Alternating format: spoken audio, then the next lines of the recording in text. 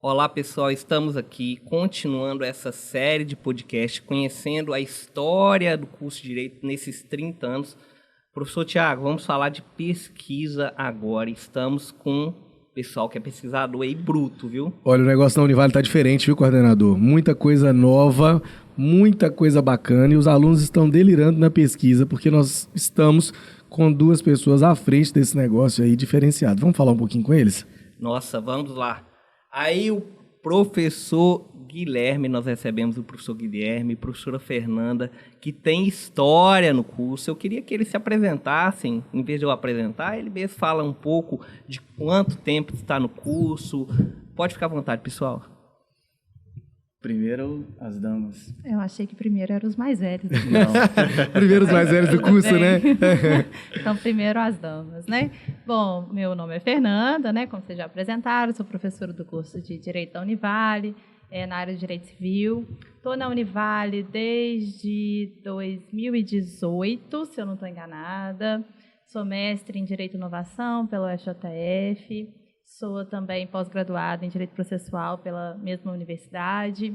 Desde quando eu entrei na Univale, acho que um pouco depois, eu já iniciei no setor de pesquisa, acompanhando os trabalhos de conclusão de curso como orientadora.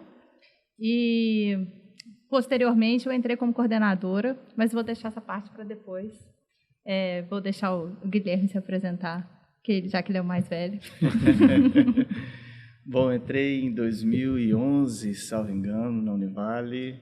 Minha atuação na área de penal, tenho mestrado em Direito Penal, estou fazendo doutorado também em Direito Penal. E desde que eu ingressei na instituição, fui convidado pela queridíssima Beatriz Dias Coelho para fazer parte de um projeto do setor de TC. Salvo engano, isso foi em 2012, talvez 2013, não mais do que isso, e desde então estou atuando no setor de pesquisa, no setor de TC, auxiliando os meninos tanto na elaboração de artigos científicos como também na iniciação científica. Acho que é isso. Ok. Falar de pesquisa é falar de desafios. E eu queria, professor Guilherme, que já está há algum tempo, como professor Guilherme, o professor vê os avanços do passado que até os dias de hoje no campo da pesquisa em relação ao nosso curso? Bom, professor André, eu penso que a pesquisa corresponde a um investimento de médio e longo prazo, né? Querer alcançar um resultado imediato em pesquisa é um tanto quanto ilusão.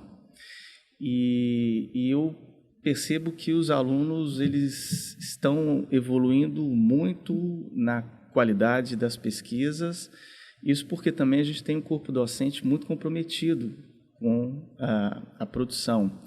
Então, pelo menos ao meu sentir, a gente tem identificado uma participação muito mais intensa dos alunos, tanto nos simpósios da Univale, como também em publicações de artigos, participação em outros congressos, em outras instituições, realização de mestrados, tanto na Univale como fora daqui, né? E os exemplos são inúmeros. Então, eu não tenho dúvida de que a gente tem avançado muito nisso. Claro, né? Que é preciso continuar, e eu diria mais, aprimorar os procedimentos, a estrutura e as condições de trabalho dos próprios professores do setor. Ok, professor. Professora Fernanda, a professora orienta em que área? Eu sei que o nosso alunado sabe, mas aqui nesse podcast tem alunos que ainda vão ingressar aqui e fazer parte do curso de Direito da Univale. Qual a área específica que a professora orienta no curso? Bom, até pela organização mesmo, né, do nosso setor, o nosso setor ele é dividido em várias áreas de pesquisa e hoje eu estou em duas áreas de pesquisa. Uma do próprio Direito Civil, cujos temas que eu mais trabalho são temas relacionados à parte de direitos da personalidade, direito das famílias, e uma parte que é muito voltada para o que eu realmente gosto de pesquisar, que é bioética e biodireito, que inclusive tem uma história também dentro da Univale, porque eu também fui professora no curso de medicina aqui da Univale, quando eu ingressei na Univale. E a minha oportunidade de vivência em outra área, na área da saúde, em conversas com a saúde, me fizeram refletir sobre temáticas referentes à bioética e ao biodireito, e que eu, hoje, sou muito feliz por poder levar essa área de pesquisa também para o nosso setor de TC e para os nossos alunos. Então, ter a oportunidade de apresentá-los, essa área de pesquisa, essa parte, né, do ensino, e saber que eles gostam, de certo modo, eles abraçam essa ideia a partir do momento em que eles decidem por fazer alguma pesquisa nesse sentido, nessa área, me faz muito feliz.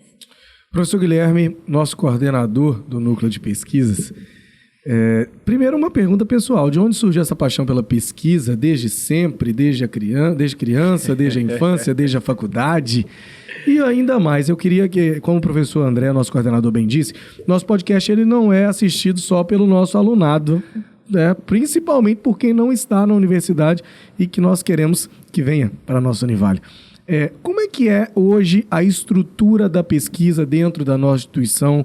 Como é que foi pensado isso? Como é que foi implantado isso de maneira gradativa? 2 perguntas em uma aqui, né? No pacotão. Cara, primeira pergunta, não sei te responder. É mesmo? Só foi. Talvez... Eu acredito que teve um marco na minha formação que, enfim, talvez justifique isso, né? Eu me lembro que quando eu me graduei, comecei a advogar e fiquei muito insatisfeito com a advocacia, com algumas posturas que eu identificava dos atores do sistema de justiça criminal, né? Delegados, advogados, magistrados, membros do Ministério Público. E isso me impulsionou a estudar. E aí eu resolvi fazer especialização em Curitiba com o professor Juarez Cirino dos Santos. E eu me recordo que durante uma aula, uma das tantas aulas brilhantes que ele lecionava, me veio a certeza de que eu queria dar aula ou vender a aula. Então, eu acredito que talvez tenha sido nesse momento, né, em que eu decidi que eu queria lecionar, a vontade de pesquisar também tenha vindo como consequência natural. Então, se eu puder dar uma resposta assim, né, tanto quanto reticente, seria essa em relação ao meu início da pesquisa. Bom, a segunda, a estrutura do núcleo, né? A gente tinha até o semestre passado, professor Tiago, o setor de TC institucionalizado no curso. E depois de muita... Só te interromper, o que é o setor de TC? É o setor de... TC significa o quê, para a galera entender? Trabalho de curso. Trabalho, né? de curso.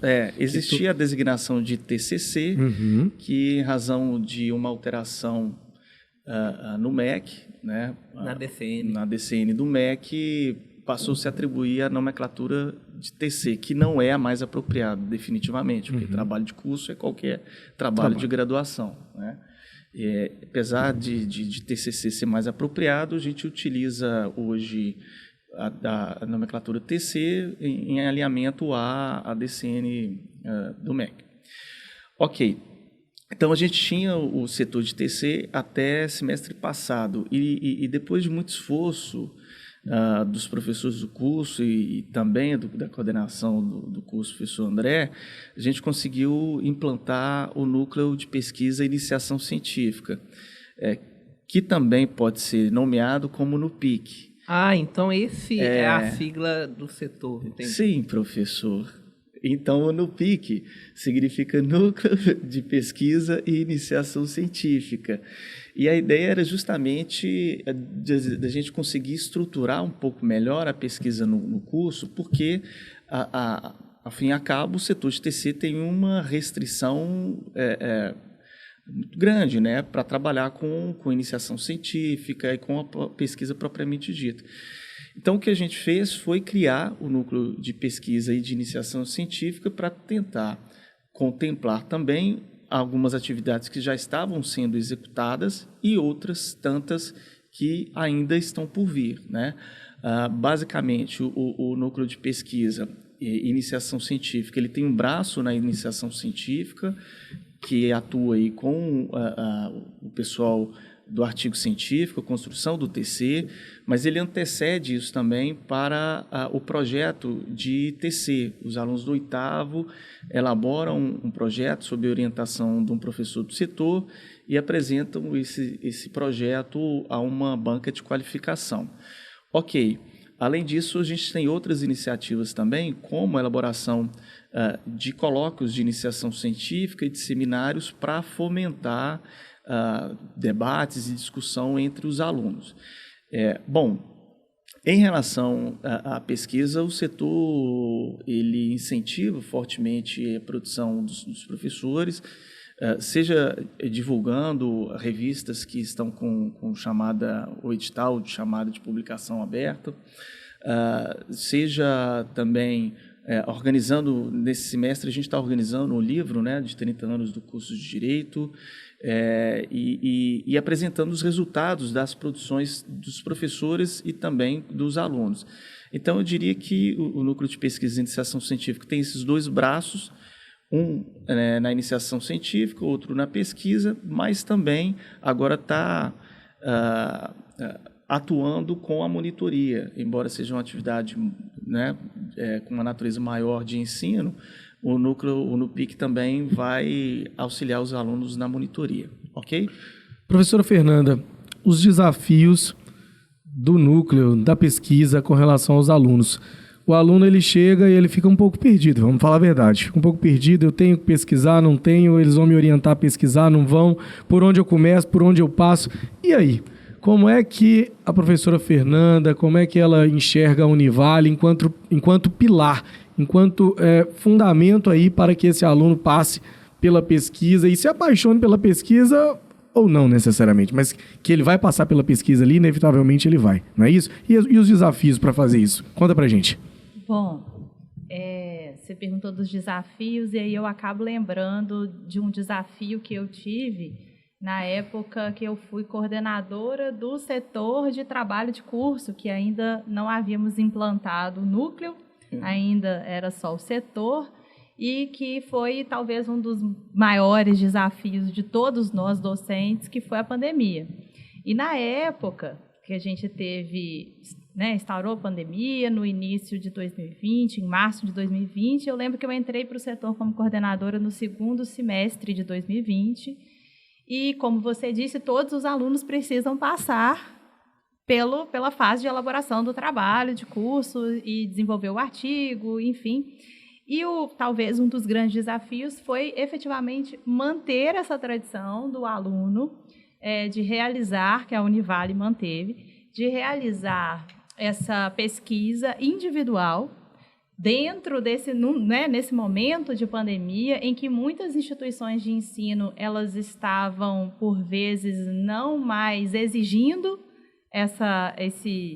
esse trabalho de conclusão, dado o momento, mas nós conseguimos, na época, né, manter a pesquisa, manter o setor efetivamente atuando, os professores tudo de modo remoto, trabalhando, e na época me marcou muito porque a gente fez, naquele momento, em 2020.2, aproximadamente 120 bancas remotas.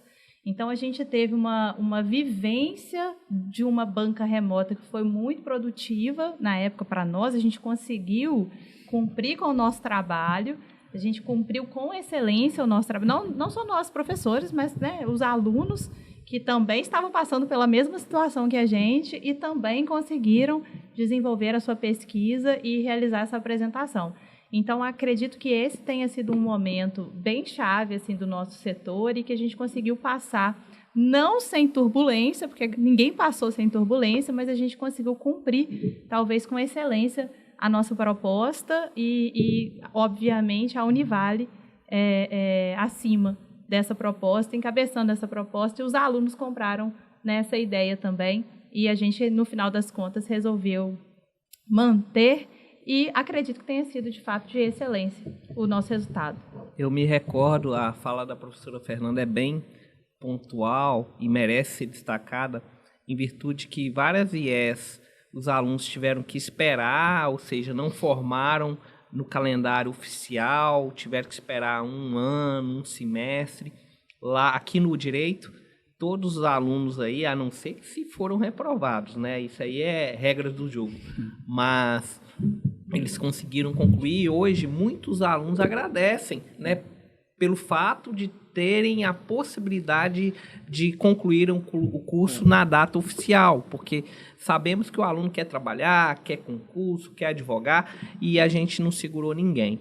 E aí, nesse sentido, veio uma curiosidade aqui para ambos, Guilherme e Fernanda, os pesquisadores aí, além deles, é bom falar que nós temos vários pesquisadores no curso, uma equipe totalmente de excelência, mas eles estão representando aqui todos os colegas.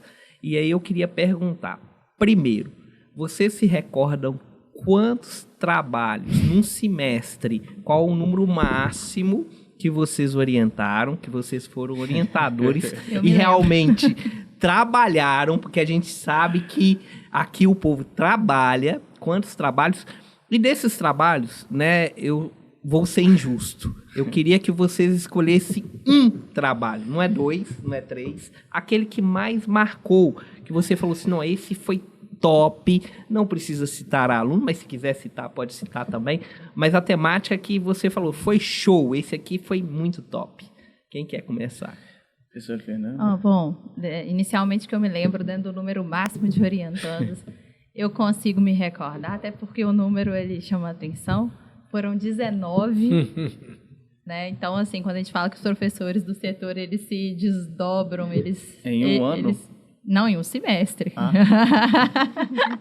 Né, os professores se empenham e né, como o André mencionou, aqui a gente está representando vários professores do setor. Essa situação comigo dos 19 não é única, eu não sou exclusiva, né? Vários são os professores que tiveram muitos orientandos também num único semestre, até mais do que isso, não sei o Guilherme, quantos que ele já orientou. Não.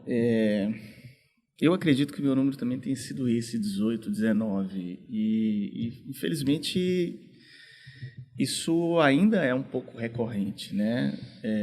Ou era com a nova estrutura do núcleo de pesquisa. Mas eu acredito também que eu tenho orientado uns 18, 19, não sei se chegou a passar 20. Em relação ao trabalho que eu orientei de maior destaque, assim, embora eu tenha orientado trabalhos muito bons, inclusive nesse semestre a gente tem alunos com boas produções, mas eu não poderia deixar de mencionar a Verônica, né? Verônica Oliveira Lima, que é uma aluna formidável e que trabalhou com um assunto também dentro da criminologia que me atrai muito. Então, sem dúvida alguma, foi o trabalho que mais, ou o artigo científico que mais me marcou, sem dúvida alguma. E é isso. Eu estou com uma dúvida numa fala do professor André aqui. Reprovação, que negócio é esse? Não acontece. Professor Guilherme, coordenador da nossa pesquisa. Professora Fernanda, a líder disparada no TC, na orientação do trabalho TC. 19 pontos na tabela, muita coisa. Mas não estou isolada. Não está isolada, tem logo atrás. Eu tenho um time, deve ter time com mais. A palavra reprovação me chamou a atenção. Como é que é esse negócio? O aluno da Univale, se não fizer o trabalho direito, o que acontece? É reprovado? Ou isso não acontece nunca? Passa pano? Como é que é? Vai, por você, professor Fernando, que você está agitada querendo falar.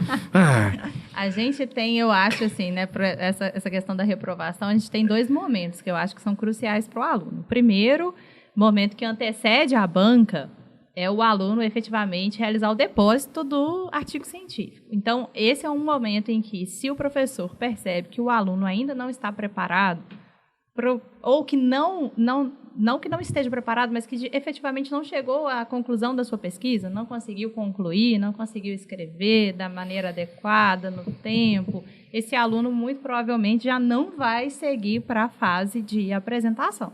Já é, né, um ponto. Chegada a fase de apresentação, é possível que esse aluno, sim, seja reprovado. Como é possível que ele fique em exame suplementar, ou é possível que ele seja aprovado. A gente torce pela aprovação, obviamente, dos alunos, e acho que os orientadores eles estão ali para auxiliar o processo de desenvolvimento do trabalho desse aluno. Então, ele auxilia do início até o fim. Mas, sim, acontece reprovação. Essas reprovações são por causa de quê? Conta pra gente aí. Olha, a gente tem trabalhos com uma baixa qualidade e também trabalhos sem nenhuma qualidade, como no caso de plágio.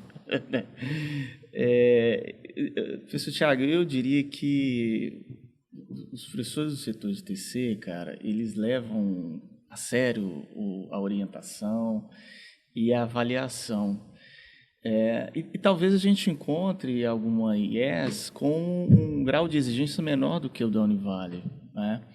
Mas, pelo menos no curso de Direito, habitualmente, os alunos levam a sério a elaboração do artigo científico e mantiveram essa preocupação durante a pandemia, né?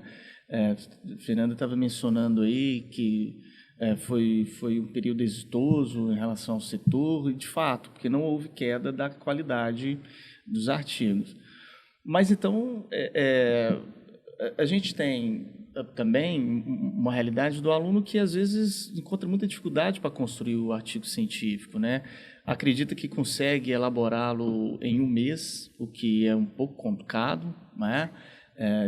Tem dificuldade de conciliar com o trabalho, às vezes superestima a questão do tempo também, acha que pode construir já no final do semestre, quando na verdade não dá. E os avaliadores, como o próprio nome diz, ou sugere, avaliam, né, cara? Avaliam. Então, assim, não são raras as vezes que o aluno ele fica com uma nota inferior a 40%, que equivale à reprovação. Agora, em outros casos, na maior parte das vezes, a nota, ela... É claro, né? Eu estou falando quando o aluno não passa. O aluno obtém aí entre 40 e 70, o que representa para a gente uma nova chance pelo exame suplementar. E é engraçado porque, às vezes que o aluno vai para exame suplementar, o professor André sabe muito bem disso, né? A gente tem um maior cuidado para falar com o aluno, olha... o orientador, né, destacou que você poderia ter feito isso, isso e isso. A banca também reforçou que você deveria ter feito isso, isso e isso. Nós não identificamos essa situação no trabalho, logo você está de exame suplementar. E aí, quando o aluno recebe essa notícia, na mente, eu acredito que até por conta do nervosismo, ele assimila como se fosse reprovado. E a notícia corre no corredor da faculdade como se fosse reprovação, porque a banca tal reprovou 2, já apresentaram 3, 2 foram reprovados, né? O que não é bem verdade. Dificilmente tem reprovação, muito difícil ter reprovação. O que acontece, em regra, assim, quando o aluno não passa, é de ser submetido ao exame suplementar. Tá, mas aí a pergunta que você vai fazer, e no exame suplementar passa? Geralmente passa. Carro arrochado aqui anda, né? Geralmente passa porque vem o susto, né? O professor orientador também dá um aporte maior, então costuma passar. Mas tem situação também que eu me lembro quando eu entrei na instituição, estava avaliando um trabalho, falar sobre pena de prisão de uma aluna e citava Foucault, não, né? Ela escrevia sobre pena de prisão, e eu falo, cara, isso é Foucault, velho. Pô, aí eu tive cuidado, estava entrando na instituição, né, aquela situação de ser um pouco mais exigente e tal. Aí reli os livros do meu Foucault, falei, bicho, isso aqui tá copiado igual, né, mas cadê a referência? Não tem. Aí peguei outro trecho também, mesma coisa, outro trecho, mesma coisa. Afinal de contas, a aluna foi reprovada por plágio, justamente porque não referenciou àquelas fontes que foram consultadas. Agora, uma questão interessante, Thiago, eu não sei se você tem a intenção de me fazer pergunta aí sobre casos ou situações engraçadas. E aí eu já vou antecipar. Eu ia fazer essa pergunta, professor. Pronto, aí. Mas, cara, eu tava orientando uma vez um aluno, ficou uma relação estremecida, viu, eu diria, muito estremecida. O aluno não comparecia às orientações e depois disso chegou com um trabalho completamente plagiado, né? Completamente plagiado. E aí eu inquiri o aluno, falei, cara, mas deixa eu te perguntar uma coisa, isso aqui você mesmo que escreveu? Foi, uai. Tem meu nome aí? Eu falei, não, mas não é essa a questão. Estou vendo que tem seu nome aqui. Mas é o seguinte, eu consultei e não tem uma linha que de fato tenha sido escrito por você. Isso aqui tudo é Ctrl+C, Ctrl+V, né? Vou te excluir do quadro de orientandos, que assina aqui a notificação de exclusão por plágio. Cara, aí, Thiago, o aluno perguntou, uai, mas não pode, não? Não acredito. Não acredito. Eu falei, mas meu irmão, você está num curso de Direito, será que não é possível que você não entendeu ainda que tem que referenciar assuntos que você está consultando? Né? Não, mas eu não sabia, não, uai. Eu copiei, fiz desse jeito aqui, peguei uma parte importante, coloquei no meu trabalho, peguei outra parte importante, coloquei no meu trabalho, peguei outra parte e foi fazendo assim. Fui fazendo a coxa de retalho. Coxa de retalho, mas não é possível que você não tenha percebido que é preciso referenciar a fonte. E por incrível que pareça, pela reação dele, ele não tinha se ligado na necessidade de referenciar a fonte, o que me parece um absurdo. Então, até preciso esclarecer isso, Thiago, que no nosso regulamento tem, evidentemente, o plágio doloso, né? Aquele em que existe a intenção deliberada de plagiar. Livre, consciente. Isso, vontade consciente, né? De violar direito autoral. Mas também, cara, tem o dolo culposo ou por imprudência, o camarada que não se ligou. O plágio culposo. O plágio culposo. O plágio culposo, né? Aquele em que a pessoa faz... achando que podia? Achando que podia. Mas eu não sabia que tinha. Não tinha necessidade de fazer essa citação, né? O Ctrl+C, Ctrl+V por imprudência também configura plágio e implica em reprovação.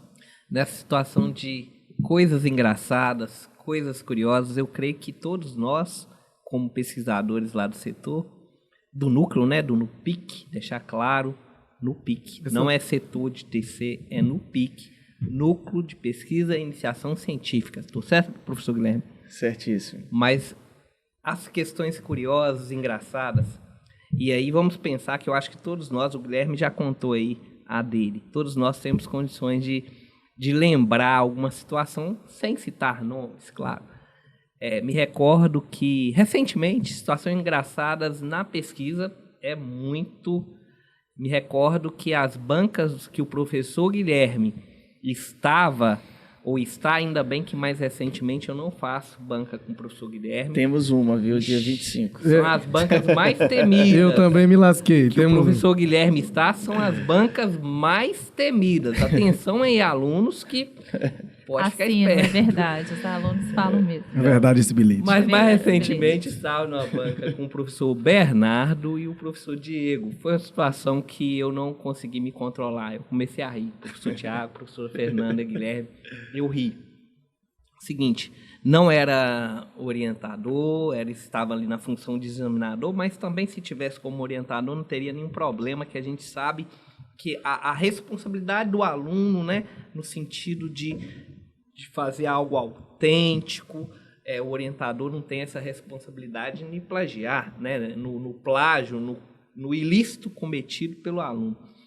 Mas é o seguinte, teve uma determinada situação em que um aluno, ele colocou nas referências lá o José Afonso da Silva, que é um grande constitucionalista, está bem idoso, acho que está quase no seu centenário, se eu não me engano. José Afonso da Silva, um autor, inclusive, que eu aprecio muito. E o aluno em questão estava desenvolvendo alguma coisa em relação à reforma trabalhista. E ele dizendo que em 2016, com a reforma trabalhista, fazendo uma citação como se fosse José Afonso da Silva, que já não escrevia em 2016 e nunca escreveu sobre reforma trabalhista. E eu posso informar categoricamente que nunca vai escrever. E quando eu vi aquilo, eu comecei a rir. Eu falei assim, eu comecei a dar uma crise de riso da situação que eu não consegui me controlar. Mas muitas vezes, né, é melhor fazer as coisas certas, direitas, que não vai ter problema. Se a gente fazer o nosso dever de casa com tranquilidade, vai ter êxito. Mas falando essa situação curiosa, engraçada, mas eu vejo, e a gente acompanha, está lá no setor, a gente vê o sucesso do setor de grande forma que vários alunos, né, o professor Guilherme já citou, já estão publicando em revistas, professores, né, publicando, isso aí é interessante, ou seja, trabalhos exitosos, consequentemente, para o docente e para o aluno. Aí eu acho que ficou faltando aqui o professor Tiago, que está mais recente, e a professora Fernanda, para talvez tenha alguma coisa curiosa, alguma coisa engraçada que já aconteceu no setor. Recentemente comigo, o aluno ou a aluna, enfim, me perguntou se ela podia levar alguém para ajudar ela a apresentar, se tinha isso disposto em algum lugar. Realmente, é curioso. Eu falei, uai, mas se você crê em Deus e crê que ele pode te ajudar, eu acho que você pode tê-lo na sua companhia e fazer a sua apresentação. Aí eu comecei a apertar para saber assim, mas espera aqui, você não fez esse trabalho sozinho, então não? Aí a pessoa você tá querendo levar para te ajudar a apresentar, ela deve ter te ajudado alguma coisa. Não, ela só deu uns pitacos, mas eu fiz, enfim, a gente começa a apertar. Tá, mas como é que era a ajuda que ela queria da pessoa? Não, ela queria que a pessoa apresentasse junto com ela, inclusive em um determinado momento. Não, é tipo assim, porque eu tenho... Você tinha que falar, só se a nota pudesse ser direcionada para a pessoa. Eu posso dividir o tempo, porque assim, ela tem mais domínio sobre o assunto. Mas era falei, aluno puxa, também, a outra pessoa que ajudou? Não. Não, é desmoralizando. É brincadeira um negócio desse, né? Mas tem de tudo, né? Como vocês disseram. E aí, você, Fernanda, conta pra gente. Essa situação, essa é imbatível, né? Essa eu acho que nenhum aluno teve essa audácia.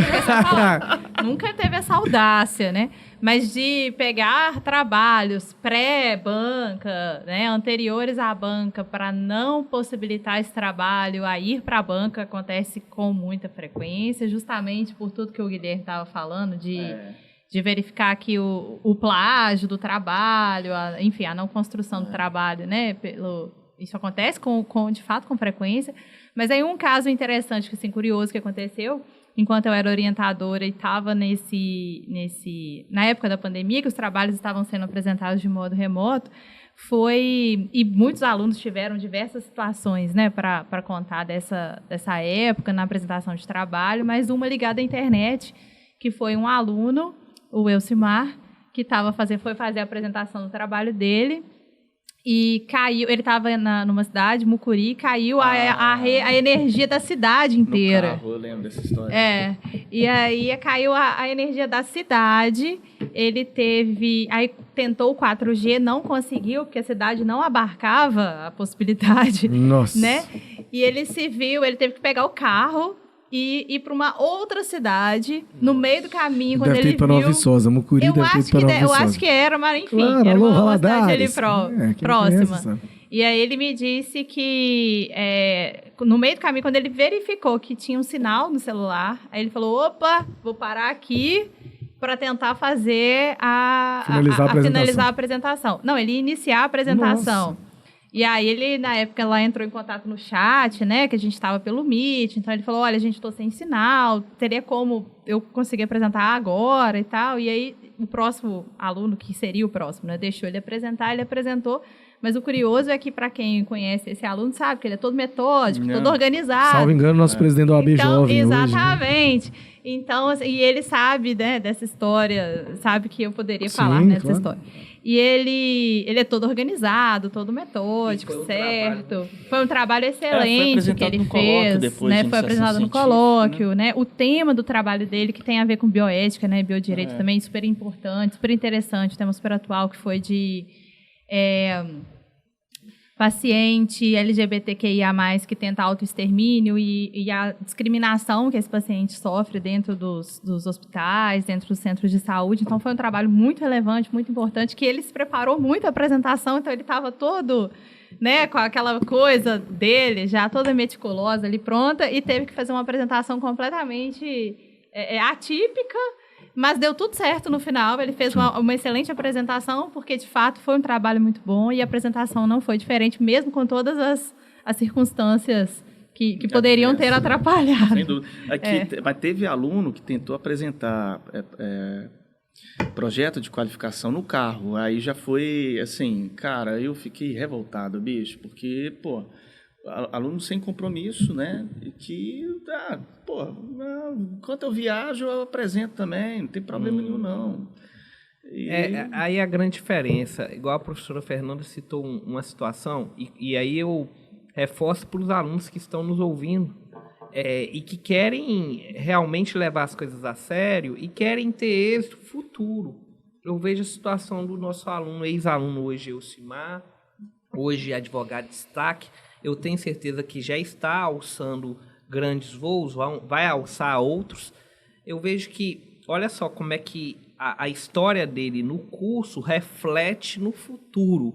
Porque hoje ele está especializando em direito médico. Sim. Então, bioética, direito médico, algo que ele construiu na sua Isso, ele mesmo conta isso, que foi uma sementinha plantada na sala de aula, enfim, que foi desenvolvendo, né? Hoje ele já desenvolve muito mais. Essa turma do Elcimar, à época, organizou um seminário também, né? Sim, foi o primeiro seminário que nós fizemos de bioética e biodireito aqui na Univale, foi com o César Fiuza. Nós falamos de casos engraçados, nós falamos de reprovação, vamos falar de coisa boa, vamos falar de publicação, que o nosso coordenador já falou ali um pouquinho. Os alunos da Univale estão publicando, é isso mesmo, professor Guilherme? Estão acontecendo as publicações? Então, tem os alunos estão criando essa cultura de publicar.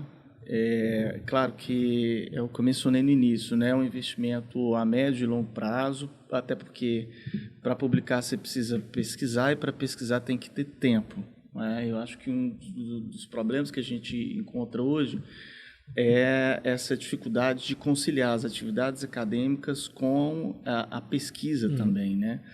Mas os alunos estão pesquisando, voltando de novo à fala da professora Fernanda, no período de pandemia, teve aluno que publicou recentemente um trabalho em uma revista Qualis A1, com o professor Bernardo. A gente tem um aumento, sem dúvida alguma, Tiago, de publicação dos alunos, claro, em parceria com os professores, né, a maior parte das vezes. Fernanda, professora, como você avalia, como você pensa o setor de pesquisa, a pesquisa na nossa instituição Univale, de médio a longo prazo? Daqui a 5, 10 anos, como você consegue ver aí a nossa pesquisa na Univale? Como o professor Guilherme, né, já tinha mencionado, eu acredito que a semente ela já foi plantada faz tempo, e isso vem sendo fortificado com o passar do tempo. Hoje, muitos alunos, na verdade, que sequer ainda chegaram na fase da elaboração, efetivamente, né, do artigo científico para concluir o curso, muitos alunos já procuram os professores para desenvolverem artigos. Eu acho que essa seria a grande sacada dos próprios alunos, que seria tentar fazer esse desenvolvimento ao longo dos 5 anos de faculdade e não deixar exclusivamente a realização de um único trabalho no final da faculdade, que acaba sendo um trabalho, se a pessoa não fez ainda, não desenvolve a pesquisa, né, que acaba sendo um trabalho difícil para esse aluno realizar, né? A dificuldade que muitos alunos encontram e o medo que eles têm, né, da realização do artigo científico no final do curso, mas muitas vezes é porque aquele aluno ele não desenvolveu um trabalho um artigo completo ao longo do curso. Então, é a primeira vez. E hoje em dia a gente já vem se deparando com alunos interessados nesse desenvolvimento antes mesmo de chegar a um momento necessário, porque aí o trabalho de conclusão acaba sendo fundamental, efetivamente, para a formação do aluno. Mas eu acho que o interessante é, como eu disse, esse aluno ele tentar fazer com que isso aconteça antes dessa necessidade. E a participação no simpósio de iniciação científica da Univale me parece que é uma boa estratégia para que a pesquisa atravesse toda a jornada acadêmica do aluno, né? O contato do aluno, por vezes, no primeiro período da faculdade, já com o simpósio. Em metodologia científica, eu brinco com os meninos que a disciplina não é de metodologia, é de iniciação científica, porque eles têm o desafio de elaborar um projeto e um artigo científico, claro, em grupo, né? Mas desde o primeiro período. E esse trabalho também é apresentado a uma banca, né? Então, eles escolhem um tema, tem todo o apoio meu e de outros professores para realizar a pesquisa, mas efetivamente precisam se debruçar sobre o tema e produzir, né? Produzir e identificar a questão da norma técnica. Então, acho que esse é o caminho, sabe, professor Tiago, professor André, é a gente tratar a pesquisa como um braço do curso que precisa passar por todos os períodos, né, e não ficar distrito ao 8º, ao 9º e ao 10º período. E, de fato, a gente tem visto, claro, que isso vai fortalecer gradativamente. Eu acho que a implantação do NUPIC só é um avanço.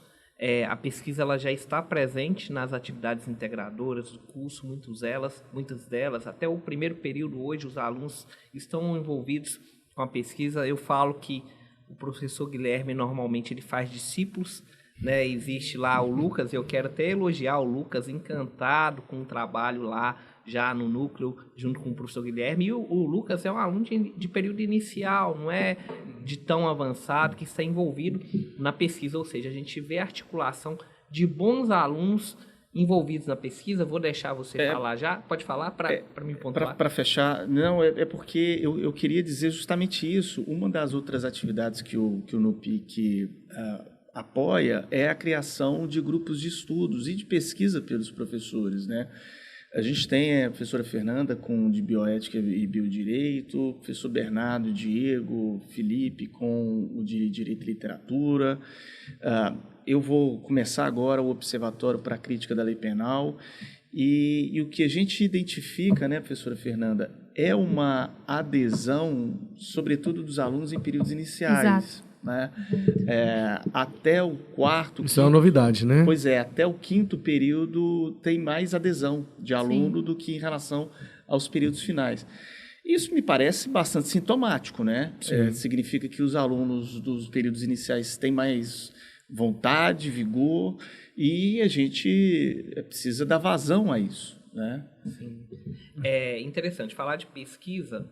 Agora a gente está gravando esse podcast. Olha, um professor do curso, o professor Alexandre, fala assim no grupo do curso que vocês não tiveram acesso, mas eu estou aqui no Instagram não, no grupo do curso. Caros professores, passando para divulgar artigo da minha autoria recentemente publicado na revista Direito e Trabalho, Qualis-A. A gente sabe que Qualis é uma avaliação muito interessante. É o professor Alexandre e vários outros. Na semana passada teve professor. Então, sempre, durante o semestre, vários professores têm publicado. Isso para a gente é muito motivo de alegria. E eu quero parabenizar tanto o professor Guilherme, tanto a professora Fernanda e cada um orientador, professor que leva a pesquisa lá no direito. A gente leva a pesquisa a sério.